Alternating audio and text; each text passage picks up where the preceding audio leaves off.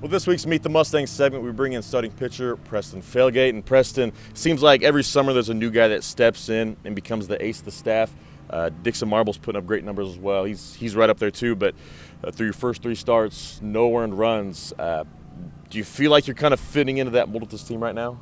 Yeah, definitely. It just feels really good to know how hard work I've put in, and that's translating to the field. Just trying to execute some pitches, work hard with my catcher, and let my defense work and make some plays for me. What do you attribute that to early on, the success that you've been able to come out and have? I'm really just focusing on making one pitch at a time, not trying to do too much. I know I learned at a young age I'm not really going to blow by anybody with my fastball or anything, so I know I just got to be creative with my pitches and try and execute and get soft contact and let my defense put some work in. What is your mindset as a guy that's a starter on an off day? I mean, you see in the clubhouse a lot of times or around the locker room that you're chirping, you're staying in the ball game, you're staying really involved. What do you feel like the role is of a starter that's not pitching that day? Yeah, definitely. I like staying in the dugout, hanging out, watching the team, really encouraging the hitters just because they have my back when I'm pitching. Really just want to, I like the mental game of baseball, and I really think just a couple chirps here and there towards the other team and towards our team can really be beneficial towards our team, and just any way I can help my team out, whether I'm pitching or whether I'm not. I'm just really trying to gain an edge for us.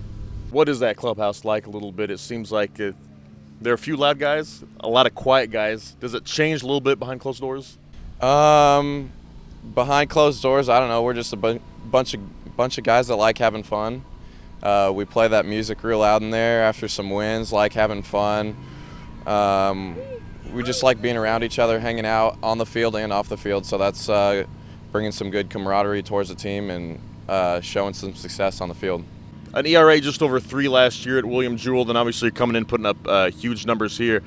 After Tommy John surgery a year ago, is it big to have that first little bit of the way pitching, just to kind of feel things back, get the feel of your pitches back, to where you can come out this summer and do what you're doing now?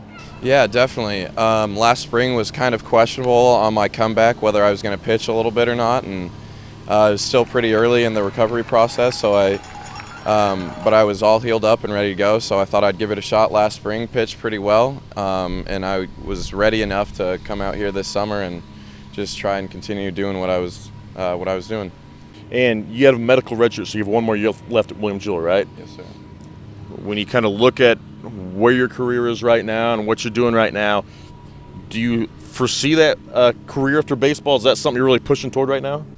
Definitely. One of my good teammates, good friends from William Jewell, David Collins, said a quote. He just wanted to keep throwing baseballs as hard as he can for as long as he can, and I just really love that quote. So I'm just keeping that in the back of my mind and continuing to work hard and just taking every day, day by day, and see what baseball brings me. And if for some reason you don't go down that baseball path, if I read right, you're a double major, right? I actually picked up a little third major in the end before I graduated, so I graduated with 3 degrees from William Jewell, yeah. Now, Spanish, international business, what's number 3? Critical thought and inquiry. So I like to say, when I think of something witty and quick with my teammates in the clubhouse and stuff, I like to bring that third one out and let them know that I picked up that extra degree. Baseball's such a mental game. Do you feel like you have an advantage out there on the mound just with what you bring to the table? Some guys are just kind of focus fastball, focus this, focus that, but you're like, you know what? I'm going to take it a step further. Yeah, definitely. I think our program at William Jewell, our head coach Stockton, really encourages that and pushes that for us.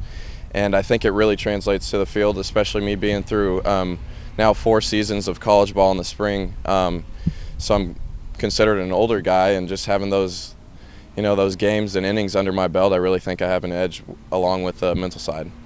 And if you don't go the baseball route right away, what career do you go to? I think I'd really like to coach. I got a broad range of degrees to kind of work with.